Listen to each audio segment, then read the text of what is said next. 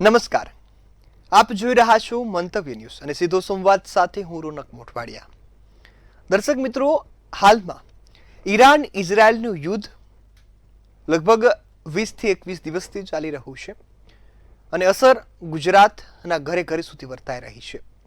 અસર એટલા માટે કે યુદ્ધની પરિસ્થિતિ વચ્ચે શેરબજાર નબળું પડ્યું, શેરબજારમાં સતત કડાકા જોવા મળી રહ્યા છે, સાથે ઉદ્યોગોમાં મંદીનો માહોલ જોવા મળ્યો, ઘરમાં ગેસ સિલિન્ડર મળતા નથી, પ્રીમિયમ પેટ્રોલના ભાવ પણ વધી ગયા છે અને સામાન્ય પેટ્રોલની વધવાની આશંકા વ્યક્ત થઈ રહી છે. એટલે કે હવે યુદ્ધનો રેલો આપણા ગુજરાત અને આપણા ઘર સુધી પહોંચી આવ્યો છે. અત્યારે લોકો ગભરાટના માહોલમાં છે કે શું આગામી સમયમાં બદલાવ આવશે, શું પેટ્રોલ ડીઝલ મોંઘું થવાનું છે અથવા તો આગામી સમયમાં જે વસ્તુઓ આપણે વાપરીએ છીએ તેમાં શું બદલાવ આવશે. સૌપ્રથમ તો હાર્મુઝ સ્ટ્રેટ, જે ક્રૂડની આયાત માટેનો સૌથી મહત્વનો માર્ગ માનવામાં આવે છે, તેને ઈરાને બંધ કર્યો અને જેના જ કારણે વિશ્વમાં ક્રૂડનો પુરવઠો ખોરવાઈ ગયો છે. 70 થી 75 અને 80 સુધી, જે $80 સુધી મળતું ક્રૂડ ઓઇલનું બેરલ છે તે હવે $115 સુધી પહોંચી ગયું છે અને તેના જ માટે અત્યારે મોંઘવારીના એંધાણ પણ જોવા મળી રહ્યા છે. આ સાથે આર્થિક રીતે પણ તમામ દેશોને અસર થઈ રહી છે. આ મુદ્દાને આજે સમજવો છે, જાણવો છે અને ઊંડાણપૂર્વક તેની ચર્ચા કરવી છે. ત્યારે મારી સાથે ગેસ્ટ પેનલમાં જોડાયા છે અમીશભાઈ દાદાવાલા, જેઓ વિશ્લેષક છે, ધર્મેન્દ્રસિંહ વાળા, જેઓ રક્ષા વિશેષજ્ઞ છે, અને હરિભાઈ નંદિયાદરા, જેઓ સ્ટોક માર્કેટના નિષ્ણાંત છે. નલિયાદરા, ખાસ હરિભાઈ આપનું પણ સ્વાગત છે અને સૌ કોઈ મહેમાનો તમામનું સ્વાગત છે. શરૂઆત ધર્મેન્દ્રભાઈ હું આપનાથી કરીશ. હાલની યુદ્ધની પરિસ્થિતિને કઈ રીતે જોઈ રહ્યા છો અને કેવી અસર થઈ રહી છે વિશ્વના ખૂણા ખૂણે?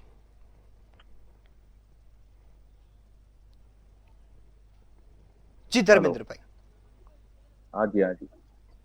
આજે અત્યારની પરિસ્થિતિ જોઈએ તો આજે વિશ્વ સમક્ષ એક એવું સંકટ આવીને ઉભર્યું છે કે આજે ઈરાને જે યુએસ બેઝ છે તે કન્ટ્રી છે, જે યુએસ સમર્થિત કન્ટ્રી છે, એની પર હુમલા ચાલુ કરી દીધા અને આ બધા કન્ટ્રી પેટ્રોલિયમ પ્રોડ્યુસ કન્ટ્રી છે અને આપણે ભારત જે જરૂરિયાત છે, આપણે ભારતની વાત કરીએ તો ભારતનું લગભગ તેલ અને ગેસ બધું આપણે હાર્મુઝ થી આવે છે, તો એની અસર આપણા અવળો મોટો પોપ્યુલેટેડ દેશ છે તો એની બેશક અસર ભારતને પણ વિશ્વને થવાની છે. અને જો આ યુદ્ધ લાંબુ ખેંચાણું તો એક વિપરીત પરિસ્થિતિ નિર્માણ થશે અને યુએસ ને તો આજે પેટ્રોલ કે ડીઝલ કે ગેસની જરૂર નથી. એની પાસે પોતાના ભંડારો છે, વેન્ઝુએલા છે, ત્યાંથી લોકો સપ્લાય થાય છે એમને. આપણા માટે રશિયા એક જ છે અને તે પછી ઈરાન અને જે ખાડીના દેશો છે ત્યાંથી જ આપણે આયાત કરીએ છીએ.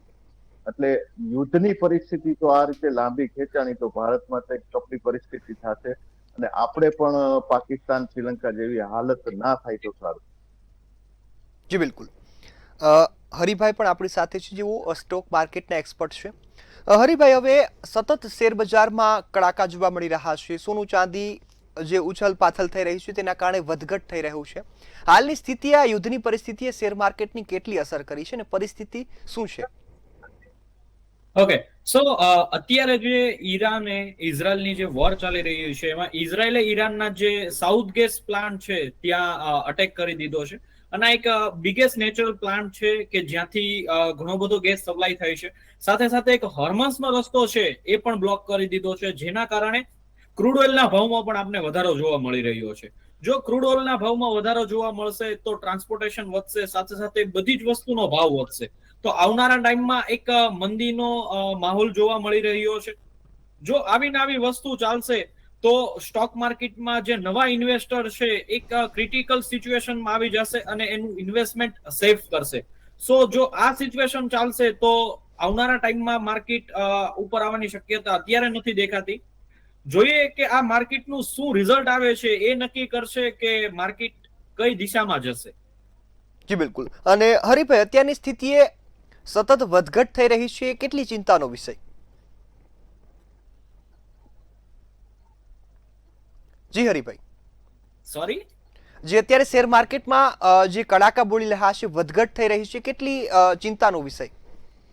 ઓકે, ચેતવણી તો ઘણી બધી છે, કેમ કે અત્યારે જે જીઓ પોલિટિકલ ઇવેન્ટ ચાલી રહી છે, જ્યારે પોલિટિકલી એનર્જી સ્ટ્રક્ચર ઉપર કોઈ રિસ્ક આવે છે, ત્યારે મોટા ઇન્વેસ્ટર નવું ઇન્વેસ્ટમેન્ટ નથી કરતા, ત્યાં એક સેફ પ્લે કરે છે. તો આ એક જ્યારે એનર્જી સ્ટ્રક્ચર છે, સાથે સાથે ઇન્ફ્રાસ્ટ્રક્ચર છે, જો આમાં કોઈ ડેમેજ પહોંચે છે તો નવું ઇન્વેસ્ટમેન્ટ નથી થતું. માર્કેટ આવનારા ટાઈમમાં હજી એક ડાઉન જોવા મળી રહ્યું છે. જો આ વોર નું કંઈક પણ સોલ્યુશન આવશે તો આવનારો ટાઈમ નક્કી કરશે કે માર્કેટ કઈ દિશામાં જશે. જી બિલકુલ. હરિભાઈ, હું આપની પાસે ફરીથી આવીશ. અમીશભાઈ, સમગ્ર આ પરિસ્થિતિને કઈ રીતે જોઈ રહ્યા છો? અત્યારે અર્થતંત્ર, ખાસ ભારત અને ગુજરાતને કેટલી અસર થઈ છે આ યુદ્ધના કારણે? મારી પાસે જે છેલ્લા આંકડા છે એ મુજબ યુદ્ધ થયું પછી ભારતના ખાલી ઇક્વિટી માર્કેટને 36 લાખ કરોડ, અંદાજે 408 બિલિયન યુએસ ડોલરનો માર્કેટ કેપમાં લોસ થયો છે. આ પૈસા ભારતની, ગુજરાતની સામાન્ય જનતાના છે, વિદેશની જનતાના પણ છે, જે એફપીઆઈ ને એફડીઆઈ ના માધ્યમથી આપણે ત્યાં રોકાયા છે. અને જે નુકસાન હજી આ કેવું પાર્થવી તબક્કાવાર હોય છે, ધીરે ધીરે એની અસર નીચે સુધી આવશે. અત્યારે ઇન્ટરનેશનલ માર્કેટમાં છે, એને લીધે ત્યાં મોંઘવારી જશે. જેમ કે ક્રૂડ મોંઘું થયું, બીજી ખાદ્ય પેદાશો ઇમ્પોર્ટ જેનું કરીએ છીએ મોંઘું થયું, એટલે વેપારીઓની પડતર મોંઘી થઈ, એટલે લોકોનું રિસેલ જે છે એ મોંઘું થશે. અને રિસેલ મોંઘું થતા સામાન્ય ગ્રાહક સુધી એ પહોંચતા હજી બીજા મારા હિસાબે 15-20 દિવસની એક સાયકલ પૂરી થશે, લાગશે ત્યાં સુધી. અને એ 15-20 દિવસની સાયકલ પૂરી થયા પછી એકચ્યુઅલી સામાન્ય જનતા સુધી આ યુદ્ધનું મોંઘવારીની ઇફેક્ટ પહોંચશે. એ સિવાય જે ઇફેક્ટ છે, જેમ કે ગલ્ફની અંદર ઇન્ડિયન જે લોકો જોબ કરે છે, કામ કરે છે, વેપાર કરે છે, એ લોકોના વેપાર ધંધા બંધ છે, પગાર સેલેરી બંધ છે, દેશ પાછા આવી નથી શકતા, એમના ઘરની અંદર જે માહોલ છે, આ બધું ઇરિપેરેબલ લોસ છે. અને જે ટ્રેડના પૈસા, મારી પાસે જે છેલ્લો ડેટા છે એ ડેટા મુજબ લગભગ 1800 કરોડ રૂપિયા એવા છે ઇન્ડિયાના, જે મિડલ ઇસ્ટ કન્ટ્રીઓમાં ફસાયેલા છે, અત્યારે પેમેન્ટ નથી આવી રહ્યા. એટલે આ બધી રિપલ ઇફેક્ટો એક પછી એક ધીરે ધીરે અનફોલ્ડ થશે. અને જે તજજ્ઞો છે, જે લોકો વોરને બહુ સારી રીતે જાણે સમજે છે, એ લોકો એવું સમજે છે કે કોઈ પણ વોર 20, 22, 25 દિવસ સુધી સહનશીલ થઈ શકે, એનાથી એની ઇફેક્ટ ઓબ્ઝર્વ કરી શકાય. એનાથી ફર્ધર જાય તો એ યુદ્ધ ફક્ત વ્યક્તિ, દેશ પૂરતું સીમિત નહીં રહી અને જગતને ભરડો લેતું હોય છે. જી બિલકુલ. ધર્મેન્દ્રભાઈ, હવે અત્યારે અમેરિકાની જે સ્થિતિ હતી કે ઈરાન પર આતંકવાદી અને પરમાણુનો જે ઉત્પાદન થઈ રહ્યું છે, આ મુદ્દાને લઈ હુમલો કર્યો હતો, પરંતુ અત્યારે ઇઝરાયલ અને અમેરિકાનો પણ મત જુદો પડ્યો છે. એ મુદ્દાને કઈ રીતે જોઈ રહ્યા છો? યુએસની સ્ટ્રેટેજી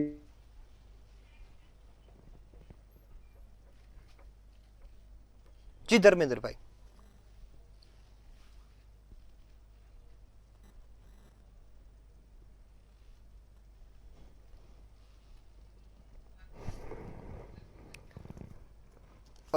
હરિભાઈ, હું આપની પાસે આવીશ. હવે આપને શું લાગે છે કે શેર માર્કેટમાં હજુ શું બદલાવ આવી શકે, અથવા તો કેટલો ઘટાડો થઈ શકે ભારતીય શેર બજારમાં? જો આવનારા ટાઈમ પર ક્રૂડ ઓઇલ પ્રાઇસ ડાઉન નથી આવતું ત્યાં સુધી આપણે ઇઝરાયલ અને યુએસ બેઝ છે, તેની ઉપર ઈરાનના લગાતાર હુમલાઓ થઈ રહ્યા છે. અને પહેલા જ હુમલામાં આપણે જોયું કે 28 તારીખ પછી 1 તારીખ, 2 તારીખ, 3 તારીખના યુએસના અને ઇઝરાયલના નિવેદનો આવ્યા હતા કે અમે ઈરાનની નેવી અને તેમની જે બેલેસ્ટિક મિસાઇલોની કેપેસિટી છે કે અમે એમને 50% ખતમ કરી દીધી. પણ એ પોસિબલ નથી કે વારમાં દરેક યુદ્ધ સાચી ના હોય. એક સાયકોલોજીકલ વાર પણ ચાલતી હોય છે કે ત્યાંની જનતાને ગુમરાહ કરવા માટે કે વર્લ્ડને ગુમરાહ કરવા માટે કે અમેરિકા જે પણ કઈ બયાન આપતું હોય. પણ અત્યાર સુધી ઈરાન અડીખમ છે અને વળતા જવાબો આપી રહ્યું છે. તો મારા ખ્યાલથી યુએસનું જે કેલ્ક્યુલેશન હતું એ અત્યારે ખોટું જઈ રહ્યું છે. અને ઈરાન અત્યારે યુએસ ઉપર પ્રેશર વધારી રહ્યું છે કે જે એ લોકોએ તેલ અને ગેસ ઉપર જે રીતે કંટ્રોલ કર્યો છે, તો આ એક ઇઝરાયલ, યુએસ અને ઈરાનની સમસ્યા ના રહેતા આગળ જતા એક વર્લ્ડની સમસ્યા ઊભી થવાની છે. અને આ ખરેખર ક્રિટિકલ સિચ્યુએશન ઊભી થવાની, એક ફિયર ક્રિએટ થશે વર્લ્ડમાં. આજે જે રીતે શેર માર્કેટ છે, કાંઈ પણ આપણા લોજિસ્ટિક છે, અત્યારે લગભગ આપણે કંપનીઓમાં જોઈએ, ઇન્ડસ્ટ્રીયલ એરિયામાં જોઈએ તો લોજિસ્ટિક પ્રોબ્લેમ શરૂ થઈ ગયા છે. લોડિંગ અનલોડિંગ બંધ થઈ ગયા છે, ભાડા વધી ગયા છે. અને જેટલું ટ્રાન્સપોર્ટેશન જોઈએ એટલું મળતું નથી. ઇન્ડસ્ટ્રીમાં શટડાઉન શરૂ થઈ ગયા છે. તો આ પરિસ્થિતિ આપણી સામે આવવાની છે. અને યુએસ, ઇઝરાયલ અને ઈરાન વચ્ચેનો જે આ જંગ છે ખરેખર આજે વર્લ્ડની એક સમસ્યા ઊભી થઈ ગઈ છે. અને અત્યારે 22 કન્ટ્રી કે ગલ્ફ કન્ટ્રી અને યુરોપના કન્ટ્રીઓએ એક જોઈન્ટ સ્ટેટમેન્ટ જાહેર કર્યું છે કે ભાઈ આનું પેટ્રોલ અને ક્રૂડનું ને જે સપ્લાય છે એ ચાલુ રહેવી જોઈએ. અરે ઈરાન ઉપર એ લોકો પ્રેશર લઈ આવવા માંગે છે, યુએસ ઉપર પ્રેશર લઈ આવવા માંગે છે, તાકે વર્લ્ડ સામે એક ઈંધણની સમસ્યા ના ઊભી થાય. આજે ભારતની વર્લ્ડના દરેક દેશને આજે આ પેટ્રોલ પેલેસની જરૂરિયાત છે અને એના થકી જ બધું હાલવાનું છે. આપણું વાહન વ્યવહારથી લઈ લ્યો, બધું અડધી ઇન્ડસ્ટ્રી એવી છે કે જે ગેસ ઉપર ચાલે છે. તો આ પરિસ્થિતિ ખરેખર આગળ જતા જો આ યુદ્ધ આગળ ખેંચાણું તો ક્રિટિકલ સિચ્યુએશન નિર્માણ થશે. જી બિલકુલ. ધર્મેન્દ્રભાઈ, એક મુદ્દાને પણ કવર કરી લેજો કે અત્યારે આ યુદ્ધ ચાલી રહ્યું છે, 3 દેશ સિવાય વિશ્વને કેટલી અસર છે આના કારણે? જી પ્લીઝ રિપીટ યોર ક્વેશ્ચન. કે આ 3 દેશ સિવાય અત્યારે વિશ્વને કેટલી અસર થઈ રહી છે આ યુદ્ધની? વિશ્વનો આપણે જોઈ જ રહ્યા છીએ અત્યારે કે આપણે ઇઝરાયલનો લેબનાન ઉપર હુમલો ચાલી રહ્યો છે, યુક્રેન, રશિયા અને ચાઇનાએ પોતાનું વર્ચસ્વ તાઇવાન તરફ વધારી રહ્યું છે. પછી કોરિયાએ એના મિસાઇલ પરીક્ષણો કરી અને જાપાન એની ઉપર પ્રેશર લઈ આવ્યા છે. પાકિસ્તાન, અફઘાનિસ્તાનનું યુદ્ધ ચાલી રહ્યું છે. તો આજે મેઇન પ્રોબ્લેમ બાકી કન્ટ્રીને કઈ સિક્યુરિટી લિહાઝથી નથી કે યુરોપ કે ભારતને કોઈ એવો સિક્યુરિટી થ્રેટ નથી, પણ મેઇન પ્રોબ્લેમ છે આજે પેટ્રોલિયમનો. કે આના કારણે જો આ સપ્લાય રોકાઈ ગઈ તો આગળના દિવસો કપરી પરિસ્થિતિ આવશે અને કોઈ પણ દેશને પોતાનું અર્થતંત્ર કે પોતાની જે નોર્મલ રૂટીન વર્ક ચલાવવા માટે પ્રોબ્લેમ શરૂ થઈ જશે. પેટ્રોલના ભાવ વધશે તો દરેક જગ્યાએ એક મોંઘવારીનું મોજું ફરી વળશે એવી પરિસ્થિતિ આગળ નિર્માણ થશે. જી બિલકુલ. હરિભાઈ, આપની જે સવાલ હતો કે હજુ ભારતીય શેર બજારને શું અસર થઈ શકે અને કેટલું નીચું જઈ શકે શેર બજાર? ઓકે, જ્યાં સુધી ડીલ આપણી અત્યારે થતી હતી હોર્મોન્સ ના બ્લોક પર કે જે ડોલર પર થતી હતી, અત્યારે ચાઇનીઝ કરન્સી ઉપર થશે. જો આ ચાઇનીઝ કરન્સી ઉપર લોંગ ટર્મ સુધી ડીલ થશે તો ડોલરનું વીક થવાની બહુ શક્યતા છે. અને અહીંયા યુએસ પોતાના ડોલરને પ્રોટેક્ટ કરશે અને જો એ ડોલરને પ્રોટેક્ટ કરવા માંગશે તો આ ડેફિનેટલી આ વોરનું કંઈક ને કંઈક સોલ્યુશન લઈ આવશે. હા, થોડું ઘણું હજી પણ માર્કેટ ડાઉન આવી શકે છે, પણ જે બિગેસ્ટ ઇન્વેસ્ટર છે એ ક્યારેય માર્કેટમાંથી ગભરાતો નથી, સસ્તું જોવે છે અને બાય કરે છે. આ વોર જે છે એક ટૂંક સમયનો ટાઈમ હોય છે, ત્યારબાદ એક તેજીનો પારો આપણે જોવા મળતો જ હોય છે. જી બિલકુલ. અત્યારે હરિભાઈ, ખાસ રોકાણકારો જે લગાવીને પૈસા બેઠા છે અને સતત ઘટાડાના કારણે દુઃખી થયા છે, એમને શું કહેવા માંગશો? જી હરિભાઈ, સવાલ એવો હતો કે અત્યારે જે રોકાણકારો પૈસા લગાવીને બેઠા છે શેર બજારમાં અને દુઃખી થઈ રહ્યા છે કે ઘટાડો થઈ રહ્યો છે, એમના માટે શું સલાહ? આપનો અવાજ બ્રેક થાય છે આઈ થિંક. કે હરિભાઈ, સવાલ એવો હતો કે જે રોકાણકારો રોકાણ કરીને બેઠા છે એમના માટે શું સલાહ? સોરી, આવું હું ફરીથી આપની પાસે. અમીશભાઈ, અત્યારે શેર બજાર ડાઉન છે, ક્રૂડ ઓઇલના ભાવ વધી રહ્યા છે, આ સાથે સાથે ગેસનો પુરવઠો મળતો નથી, પેટ્રોલ ડીઝલના ભાવ વધે એવી શક્યતાઓ અત્યારે વ્યક્ત થઈ રહી છે. અત્યારે ભારતનું અર્થતંત્ર ક્યાં આવીને ઊભું છે અને ભારતીયોને અત્યારે કેટલો મોંઘવારીનો માર આગામી સમયમાં સહન કરવો પડી શકે? મેં આપને જેમ આગળ કીધું એ રીતે એકદમથી ઇમિડિયેટલી ઇફેક્ટ તો નહીં આવે. અત્યારની આપણી જે સરકાર છે, ભાજપની સરકાર રાષ્ટ્રીય સ્તર પર, એ આ બધી બાબતોનું બહુ ધ્યાન રાખી રહેલી છે અને એ લોકો એ વસ્તુનું ફોકસ કરી રહ્યા છે કે કોઈ પણ સંજોગોની અંદર પેટ્રોલ ડીઝલની એટલે જે ઈંધણ છે એની અછત ના થાય. સ્ટ્રેટેજિકલી કૂટનીતિથી ધ્યાન રાખીએ તો આપણે એમને આઈએનએસ વર્ષાને લઈ આવ્યા, પેટ્રોલ ડીઝલ લઈ આવ્યા. એટલે ભારત સ્ટ્રેટેજિકલી કામ કરી રહ્યું છે. પણ જો આ યુદ્ધ કન્ટિન્યુ થયું, હજી બીજા લગભગ 15 દિવસ ખેંચાઈ ગયું, તો કદાચ મારા હિસાબે આ પરિસ્થિતિ આવીને ઊભી રહે કે એકચ્યુઅલી સામાન્ય જનતા સુધી મોંઘવારીનો જે પારો છે તે ટચ થઈ જશે.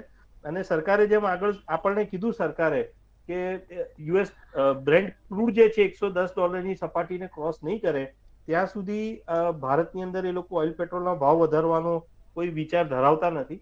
અને એલપીજી ની શોર્ટેજ છે તો એ લોકોએ કમર્શિયલ બંધ કર્યો છે, એટલે લોકોને ડાયવર્ટ કરી રહ્યા છે, લોકોને રિમોટલી ગાઈડ કરી રહ્યા છે કે તમારે ક્યાં ખર્ચવું ને ક્યાં નહીં ખર્ચવું. થોડોક વિષયને અલગ રીતે આપણે જોઈએ તો હમણાં જ હું કશેકથી બહારથી આવ્યો તો મેં રસ્તામાં એક સર્કસનું તંબુ જોયો. તમે માનશો નહીં, એ તંબુની બહાર એટલી જ ભીડ છે જેટલી સામાન્ય દિવસોમાં હોય છે, અને રજાની એક્સ્ટ્રા ભીડ છે. એટલે આપણી પ્રજા જે છે ને એને કોઈક રીતે આપણા તંત્ર પર, આપણી સરકાર પર વિશ્વાસ છે કે એ લોકો અમારા સુધી આ ઇફેક્ટ નહીં આવવા દે, અને બહુ સ્ટ્રેટેજિકલી આપણી સરકાર કૂટનીતિથી, એની પોતાની ફોરેન પોલિસીથી, પ્લસ જે ડોલર ડ્રીવન ઇકોનોમી છે, વિશ્વના ઘણા ખરા દેશ છે જે ડોલર ડ્રીવન ઇકોનોમી છે. આપણે લોકોએ લગભગ છેલ્લા 4-1 વર્ષમાં ડોલર ઇકોનોમીથી થોડાક ડિસ્ટન્સ કરવાનું શરૂ કર્યું. એમાં ઈરાન પાસેથી આપણે રૂપિયા આપીને પેટ્રોલ ખરીદતા રહ્યા, અને આપણી પાસે ફોરેક્સ રિઝર્વ પૂરતી માત્રામાં છે. રશિયા પાસેથી પણ આપણને ઓઇલ મળે, એની કોઈ તકલીફ નથી. ભારતની નીચે જે અરબી સમુદ્ર છે, હિન્દ મહાસાગર છે, આ બધી જગ્યાએ રશિયાના ક્રૂડ ભરેલા ટેન્કરો ઓલરેડી શિફ્ટ એન્કર છે. ભારતે ખાલી કહેવાનું છે કે અમને આપો એટલે મળતું થઈ જશે. અને સૌથી મોટું ઇન્ડિકેટર એક રિલાયન્સનો ભાવ છે. જે બજાર જે રીતે તૂટ્યું, જેટલા પર્સન્ટેજ તૂટ્યું 8 થી 10% વચ્ચે, રિલાયન્સનો શેર એટલો નથી ડાઉનફોલ થયો. એની પાછળ ક્રૂડ અને એ લોકોનું જે મેનેજમેન્ટ છે એ બહુ મોટો પ્લસ પોઈન્ટ છે. હું એવું માનું છું કે ભાજપની સરકારની અંદર પેનિક થવાની, ટ્રિગર થવાની જરૂર નથી. થોડોક સંયમ રાખી અને હાઉ ટુ સ્પેન્ડ પર થોડું ફોકસ કરીએ તો લગભગ આપણે લોકો આમાંથી પાર નીકળી જઈશું, અને થોડી ઘણી મોંઘવારીનો માર આપણને જતા દિવસોમાં કદાચ જોવા મળે. જી બિલકુલ. ધર્મેન્દ્રભાઈ, સુરક્ષાની દ્રષ્ટિએ આ યુદ્ધ કેટલું ઘાતક છે વિશ્વ માટે? સુરક્ષાની દ્રષ્ટિએ જોઈએ તો આજના જ લેટેસ્ટ ન્યૂઝ છે કે એમના ઈરાનના જે પરમાણુ ઠિકાના છે, જ્યાં લોકોએ પરમાણુ બોમ્બ રાખ્યો છે, ત્યાં અમેરિકાના અને ઇઝરાયલના જોઈન્ટલી એટેક થયા છે. જો આ પરિસ્થિતિ આગળ વધશે, આપણી પાસે અમેરિકાનું એક એક્ઝામ્પલ છે કે જાપાન ઉપર એ લોકો જયારે પ્રેશરમાં આવ્યા હતા અને યુદ્ધ હારવાની અણી ઉપર હતા, ત્યારે એ લોકોએ પરમાણુ બોમ્બ તો વિશ્વ સમક્ષ એક થ્રેટ તો છે જ કે આ યુદ્ધ કઈ દિશામાં જાય એનું અત્યારે કાંઈ ચોક્કસ આપણે બયાન કરી શકતા નથી. કારણ કે જ્યારે યુએસ ઉપર પ્રેશર આવશે, એના હિતો ઉપર ઘા થશે, ત્યારે યુએસ નું કાંઈ નક્કી નથી કે એ લોકો પરમાણુ બોમ્બનો ઉપયોગ પણ કરી શકે. અને ઈરાન ઉપર જો એના ન્યુક્લિયર સાઇટ ઉપર હુમલા થશે તો એના રેડિયેશનની અસર કદાચ ભારત સુધી પણ પહોંચે. કે આજે આપણે જે બોમ્બાર્ડમેન્ટ થઈ રહ્યું છે, ક્રૂડ ઓઇલ ને બધા કુવાઓ સળગી રહ્યા છે, તેના કાળા વાદળોની અસરની પણ એક આગાહી આવી હતી કે પંજાબ, રાજસ્થાન, આપણા જે કોસ્ટલ એરિયાના સ્ટેટ છે ત્યાં સુધી અસર જોવા મળશે. તો વિશ્વ સામે એક થ્રેટ તો છે જ કે વિશ્વ જ્યારે બે ભાગમાં વહેંચાઈ જશે, કે આજે ઈરાન સાથે ચાઇના, રશિયા, કોરિયા છે, અને બાકી કન્ટ્રી પણ સપોર્ટ કરે છે, યુએસ સાથે ઇઝરાયલ છે, યુરોપિયન નેશન, નાટોએ હજી સુધી એમને સપોર્ટ કર્યો નથી, પણ કદાચ એવી પરિસ્થિતિ નિર્માણ થાય, યુએસને પરાજયનો સામનો કરવો પડે અને એમની કે પેદલ સેના એ લોકો ઈરાનમાં ઉતારે, જે રીતે અફઘાનિસ્તાનમાં 20 વર્ષ સુધી યુએસ લડ્યું હતું અને ત્યાંથી એ લોકોને નીકળવું પડ્યું હતું, તો આ પરિસ્થિતિથી એ લોકો વાકેફ. એટલે મારા ખ્યાલથી ઈરાનમાં આ લોકો આવું સ્ટેપ મારા ખ્યાલથી નહીં લે, કારણ કે પેદલ સેના જો ઈરાનમાં ઉતારશે તો એનો કોઈ નિચોડ નીકળવો કોઈ જલ્દી નહીં આવે, એમાં આસાન નથી. અગર પેદલ સેના ઈરાનમાં ઉતારી દીધી તો યુએસ પાસે એક જ ઉપાય છે કે એને પરમાણુ ઉપયોગ કરવો પડે, કા એના પરમાણુ જે સાઇટ છે ઈરાનના એની ઉપર આ લોકો ખતરનાક હુમલા કરે તો એના કારણે રેડિયેશન ફેલાઈ શકે. અને કદાચ ઈરાનનું અત્યાર સુધી આપણે સાંભળ્યું છે કે એને 60% સુધી યુરેનિયમને ઉર્વરિત કરી લીધું છે, અને આ બધા એક અનુમાનો છે. તો આગળ પરિસ્થિતિ હોય કે ઈરાન પાસે કદાચ એ લોકોએ પરમાણુ બોમ્બ વિકસિત કરી લીધો હોય, ચાઇના, કોરિયા યા રશિયાની મદદથી એવી કઈ એને મદદ મળે અને એ લોકો એ દિશામાં આગળ વધે તો ઈરાન પણ આ કદમ લઈ શકે અને એની વિશ્વ સમક્ષ એક ગંભીર પરિસ્થિતિ કદાચ નિર્માણ થઈ શકે. જી બિલકુલ. ધર્મેન્દ્રભાઈ, એ મુદ્દો પણ કવર કરી લેજો કે વિશ્વ યુદ્ધની શક્યતા કેટલી? આજે વિશ્વ યુદ્ધની શક્યતા તો અત્યાર સુધી એમ એટલી લાગતી નથી, કારણ કે આજે વિશ્વના દરેક દેશોને પોતાના હિત છે. કે આજે કોઈ પણ દેશ એ પરિસ્થિતિમાં નથી કે એની જીડીપી કે ઇકોનોમીને કોઈ કે યુદ્ધ કોઈ એક સામાન્ય બાબત નથી. યુદ્ધની વિભીષિકા જે લોકોએ જોઈએ છે તેને તે કન્ટ્રીઓને જ ખબર હશે કે યુદ્ધ થાય તો ખરેખર કોઈ દેશનો વિજય નથી થતો. આ તો એક ડિક્લેરેશન હોય છે, બંને દેશને નુકસાન થતું હોય છે. એટલે મારા ખ્યાલથી અત્યારે કોઈ પણ દેશ સામે ચાલીને વિશ્વ યુદ્ધ થાય એવી પરિસ્થિતિ નિર્માણ થાય એવું ઈચ્છતું નહીં હોય. કારણ કે આજે એમના લોકલ પ્રોબ્લેમ એટલા છે કે આપણા દેશની જ વાત કરીએ તો આપણી ઇકોનોમી છે અત્યારે વ્યવસ્થિત ચાલી રહ્યું. આ જ રીતે જો ભારત કદાચ સાયલેન્ટલી 10 વર્ષ કાઢી નાખશે તો ભારત એક દિવસ વિશ્વગુરુ હશે. કારણ કે આજે બધા દેશોની પરિસ્થિતિ ખરાબ છે ને આપણી પાસે એક સક્ષમ સરકાર છે ને આપણે એક રાઈટ દિશામાં જઈ રહ્યા છીએ. ભારત હંમેશા નિરપેક્ષ રહ્યું છે એટલે આપણે કોઈ સવાલ નથી કે કોઈ પણ ગુટને આપણે સમર્થન કરી કોઈ એક પક્ષમાં જઈએ. પણ વિશ્વ સામે કદાચ વિશ્વ યુદ્ધની પરિસ્થિતિ આવે તો પરિસ્થિતિ એટલી ભયાનક થાય. કારણ કે આજના જે 2 વિશ્વ યુદ્ધો થયા ત્યારે પરમાણુ સંપન્ન સત્તાઓ લિમિટેડ હતી. અત્યારે લગભગ 7 થી 8 કન્ટ્રી પાસે પરમાણુ ક્ષમતા છે. એને કારણે જો વિશ્વ યુદ્ધ થાય તો આ દુનિયાના વિનાશના સંકેતો આપણે જોઈ શકીએ. જી બિલકુલ.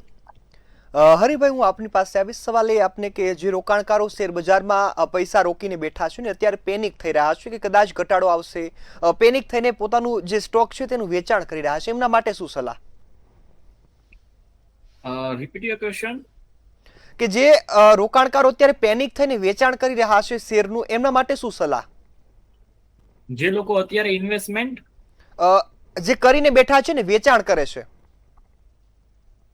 તમારો વોઇસ જ ક્લિયર નથી આવતો મને. હરિભાઈ, સવાલ એવો છે કે જે અત્યારે રોકાણકારો રોકાણ કરીને બેઠા છે એમના માટે શું સલાહ? હું આવું આપની પાસે. તમને આવે છે ક્લિયર વોઇસ ધર્મેન્દ્રભાઈ? જી જી. હા, મને આવે છે. ઓકે. તમારો અવાજ આવે છે, એન્કરનો અવાજ નથી આવતો. ઓકે. જી હરિભાઈ, હું આપની પાસે આવું. અમીશભાઈ, હવે સલાહ ખાસ લોકો માટે કે અત્યારની જે પરિસ્થિતિ છે એમાં પેનિક થવાની જરૂર છે અથવા તો જે મોંઘવારીની વાતો આપણે આગળ જણાવી કે હજુ લાગતું નથી કે ભાવ વધારો થાય, પરંતુ આ વિશ્વ યુદ્ધે સમગ્ર વિશ્વને કેવી અસર કરી છે? કારણ કે 2 વખત વિશ્વ યુદ્ધ થયું ત્યારે તમામ દેશો પછાત થઈ ગયા, કોઈનો વિકાસ અટકી ગયો, પરમાણુ હુમલાઓ થયા જાપાનમાં. જો આ વખતે આ પરિસ્થિતિ છે, અત્યારે આ પરિસ્થિતિને કઈ રીતે જોઈ રહ્યા છો કે ક્યાં સુધી પ્રવર્તી શકે? જી અમીશભાઈ. જી, તમારો અવાજ કઈ નહીં, મને જે સમજાયું, આપ મને એવું પૂછી રહ્યા છો કે યુદ્ધની સ્થિતિ ક્યાં છે અને શું રીતે હું જોઈ રહ્યો છું. યુદ્ધની પાછળ બે સ્ટ્રેટેજીઓ આપણે અત્યાર સુધી જોતા આવ્યા છે. એક વ્યક્તિ વિરુદ્ધ યુદ્ધ હોય, વિચાર વિરુદ્ધ યુદ્ધ હોય, અને બીજું યુદ્ધ હોય કે જે ભૂમિ માટે હોય, પોઝેશન માટે હોય. સિમ્પલ એક્ઝામ્પલ છે, રામાયણ હતું એ વ્યક્તિ વિરુદ્ધ યુદ્ધ હતું અને મહાભારત જે છે તે ભૂમિ માટેનું યુદ્ધ હતું. આ જે યુદ્ધ છે એ નથી વ્યક્તિ વિરુદ્ધ યુદ્ધ થઈ રહ્યું કે નથી ભૂમિ માટે યુદ્ધ થઈ રહ્યું. જેમ કે આપણે જોયું કે જેમ રાવણનો વંશ પૂરો થઈ ગયો તો એ યુદ્ધ સમાપ્ત થઈ ગયું. આપણે જોયું કે મહાભારતમાં યુદ્ધમાં એક પક્ષ હારી ગયો કૌરવોનો તો યુદ્ધ પૂરું થઈ ગયું અને હસ્તિનાપુરનું પોઝેશન જે છે તે પાંડવોએ લઈ લીધું. પણ આમાં આવું કંઈ થઈ નથી રહ્યું. એક વ્યક્તિ ગુજરી જાય છે તો એને રિપ્લેસ બીજો કરે છે. ઈરાનના ટોપ 40 નેતાઓ, લીડરો ગુજરી ગયા તો એ 40 લીડર નેતાઓ બીજા 24 કલાકમાં રિપ્લેસ થઈ ગયા અને એમના કરતા સશક્ત ને મજબૂત નિર્ણય શક્તિ વાળા લોકો શાસનમાં બેઠા. એટલે ઓવરઓલ થશે શું આની અંદર કે લોકો ગુજર્યા કરશે, મર્યા કરશે અને નવા લોકો એમને રિપ્લેસ કર્યા કરશે. એટલે સ્ટ્રેટેજિકલી જ્યારે એક પરિસ્થિતિ એવી આવશે કે વિશ્વના ફલક પર બધા જ દેશોને આની ઇફેક્ટ એ લેવલ પર પહોંચી જશે કે એ લોકોથી રહેવાશે નહીં ને સેવાશે નહીં, ત્યારે એ લોકો પોતપોતાની રીતે જે તે દેશો છે, જનરલી અત્યાર સુધી કેવું રહ્યું છે કે આખા વિશ્વમાં આવા કશું થતું હોય તો અમેરિકા ઇન્ટરવીન કરતું હોય, મધ્યસ્થી કરતું હોય, આપણે એમને અલગ અલગ નામે બોલાવતા હોઈએ છીએ અને અમેરિકા એને રોકવાનો પ્રયત્ન કરતું હોય છે. આ વિષયમાં એવું છે કે અમેરિકા પોતે જ એક્ટિવલી ઇન્વોલ્વ છે આ કોન્ફ્લિક્ટની અંદર. એટલે જગત જમાદાર કોણ બનશે અને કઈ રીતે એન્ડ થશે, પણ સ્ટ્રેટેજિકલી બધા જ દેશો પોતપોતાની રીતે અમેરિકા પર ને ઈરાન પર તો કદાચ નહીં કરે પણ ઇઝરાયલ પર થોડું પ્રેશર કરી અને એ લોકોને સબસિડાઇઝ કરવાનું અને મનાવવાનો પ્રયત્ન કરશે. અને કોઈક જગ્યાએ વાટાઘાટોથી ઈરાને જે હોર્મુઝને બ્લોક કરેલું છે એ કદાચ રિલીઝ કરશે. આજે ડોનાલ્ડ ટ્રમ્પ તરફથી એક નિવેદન આવ્યું છે કે એમને ઈરાનની ઉપર લગાવેલા સેન્કશન પેટ્રોલ અને ગેસના રિલીઝ કરી નાખ્યા છે. એટલે કદાચ વર્લ્ડમાં જે ક્રાઇસિસ છે, એનર્જી ક્રાઇસિસ, એને કદાચ એડ્રેસ કરી રહ્યા છે આ લોકો. પણ આ યુદ્ધ જ્યાં સુધી કોઈ એવા તબક્કામાં નહીં પહોંચે જ્યાં ફક્ત આ 3 દેશ સિવાય બીજા મોટા મોટા દેશોને પણ અસર થશે, ત્યાં સુધી હું જોઈ રહ્યો છું કે યુદ્ધ કન્ટિન્યુ થશે અને એની દૂરોગામી અસર બહુ ખરાબ પડશે. જી બિલકુલ. હરિભાઈ, છેલ્લો સવાલ આપને કે આપની સલાહ શું છે? મારી સલાહ ભારતના લોકોને, દેશના લોકોને એટલી જ છે, થોડુંક સંયમ રાખો, થોડુંક સમજદારીથી વસ્તુઓનો ઉપયોગ કરો. જરૂર ના હોય તો પેટ્રોલ ના વાપરો, જરૂર ના હોય તો ગેસ નહીં વાપરો. ઉનાળાની ઋતુ છે, ગેસ ગીઝર નહીં વાપરો. ઇલેક્ટ્રિસિટી પર થોડાક શિફ્ટ થાવ. આપણે થોડાક આત્મનિર્ભર થયા છે ઇલેક્ટ્રિસિટીની અંદર. અને પૈસાને કઈ રીતે વાપરવા, ક્યાં વાપરવા, એની થોડીક સમજ કેળવી અને પૈસાને એ દિશામાં નહીં વાપરીએ કે કદાચ આવનાર સમયમાં આ પરિસ્થિતિ થોડી વિષમ થાય તો તમારી પાસે કેશ નહીં હોય. સોનું વેચવા જશો પણ તમને કોઈ પૈસા નહીં આપે એવી પરિસ્થિતિ થઈ શકે છે. તમારી પાસે જે વેલ્યુએબલ્સ છે તમે વેચવા જાઓ, જેમ કે શેર બજાર છે, તમે શેર વેચવા જશો તો તમને કદાચ શેર વેચતા તમને પૈસા મળી જશે પણ તમારા રોકાણ કરેલા પૈસા નહીં મળે, એના કરતાં કદાચ ઓછા પૈસા તમને મળશે.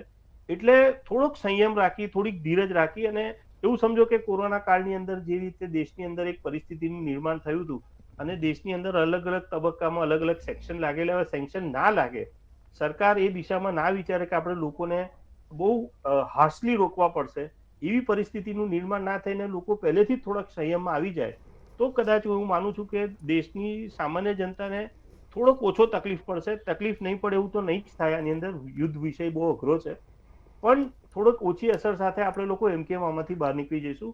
સંયમ અને સમજદારી, આ જ મારી સલાહ છે મંતવ્યના તમામ દર્શકોને, અને જે લોકો પણ આ અન્ય માધ્યમોથી આ મંતવ્ય ન્યૂઝ જુએ છે એ લોકોને થોડુંક સંયમ રાખો અને થોડીક સમજદારી રાખો. જી બિલકુલ. અત્યારે સમયની મર્યાદા છે એટલે આપ સૌ અમારી સાથે જોડાયા, ખૂબ સરસ માહિતી આપીને ચર્ચા કરી બદલ આપનો ખૂબ ખૂબ આભાર.